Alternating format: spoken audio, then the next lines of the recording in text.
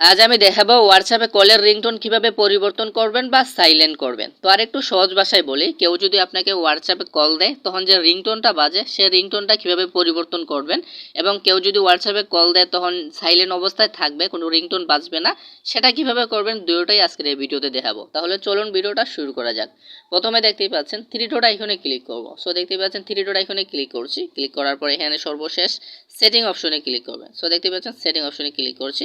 Click করার পরে এখানে দেখতেই পাচ্ছেন নোটিফিকেশন অপশনে ক্লিক করবে। সো দেখতে পাচ্ছেন নোটিফিকেশন অপশনে আমি এটা ক্লিক করছি। ক্লিক করার পরে এখানে নিচে চলে আসবে। সো একটু একদম নিচে চলে আসবেন। নিচে চলে আসার পরে এখানে দেখতে পাচ্ছেন কলস, কলের পরে এখানে রিংটোন। তো রিংটোনের উপর একটা ক্লিক করবেন।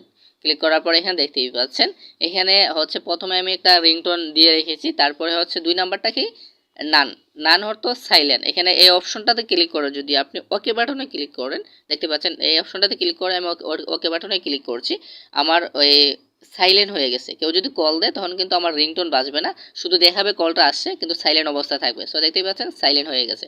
তো এটাতে আবার ক্লিক করছি। ক্লিক করার পর এখানে দেখতেই পাচ্ছেন এখানে যে রিংটোনগুলো আছে আপনারা যেটাতে ক্লিক করবেন সেটা কিন্তু বেজে উঠবে। সো সবগুলা দেখে দেখে কিন্তু আপনার রিংটোন লাগাইতে পারেন। তাছাড়া হচ্ছে এখানে সর্বশেষ দেখতেই পাচ্ছেন অ্যাড রিংটোনে ক্লিক করার পরে আপনি যে আপনার ফোনে নিয়ে যাবে, ফোনে যে আপনার গান রিংটোন আছে আপনার মেমোরি থেকে এখান থেকে কিন্তু আপনি দিতে পারবেন। সো দেখতে পাচ্ছেন এখান থেকে যদি আপনার কোনো রিংটোন সেট করা থাকে, সো দেখতে পাচ্ছেন এ দিয়ে আমার একটা রিংটোন সেট করা আছে, এটাতে ক্লিক করছি। ক্লিক করার পরে এখানে দেখতে পাচ্ছেন এমপি, তো এটা কিন্তু এটাতে ডাবল ক্লিক করলে দেখতে পাচ্ছেন রিংটোনটা কিন্তু সেট হয়ে গেছে। তো দেখতে পাচ্ছেন এখানে চলে আসছে, একটু দেখাই আমি। তো দেখতে পাচ্ছেন এ দিয়ে রিংটোনটা কিন্তু চলে আসছে। এখানে ক্লিক করবেন। ক্লিক করার সাথে সাথে কিন্তু এটা কিন্তু মার্ক হয়ে গেছে। সো মার্ক হওয়ার পরে কিন্তু এখানে ওকে বাটনে ক্লিক করবেন। সো দেখতে পাচ্ছেন ওকে বাটনে ক্লিক করছি। ক্লিক করার সাথে সাথে কিন্তু যে রিংটোনটা আছে সেটা কিন্তু সেট হয়ে গেছে। কেউ যদি আবার এখন কল দেয় সেক্ষেত্রে কিন্তু আমার যে রিংটোনটা লাগিয়েছি সেটা বাজবে। আর হচ্ছে গিয়ে এখানে আবার ক্লিক করে দেখাচ্ছে এটা হচ্ছে নান। সো এখানে নান অপশন যদি সিলেক্ট করে রাখেন সেক্ষেত্রে দেখা যাচ্ছে সাইলেন্ট থাকবে। তো আপনারা আপনাদের সুবিধা মতো আপনার হোয়াটসঅ্যাপের রিংটোনটা সেট করে নিতে পারে।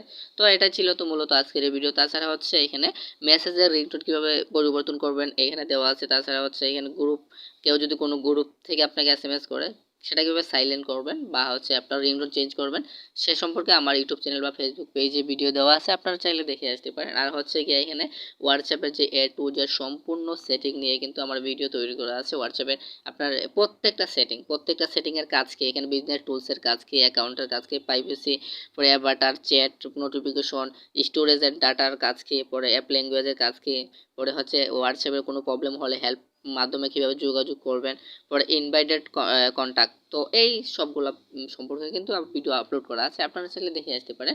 ভালো লাগলে আমার চ্যানেলটা সাবস্ক্রাইব করবেন এবং শেয়ার করে পাশে থাকবেন। ও তো ভালো থাকেন, সুস্থ থাকেন। এ পর্যন্ত চলে আজকের ভিডিও, আর অন্য কোনো নতুন ভিডিওতে আবার দেখা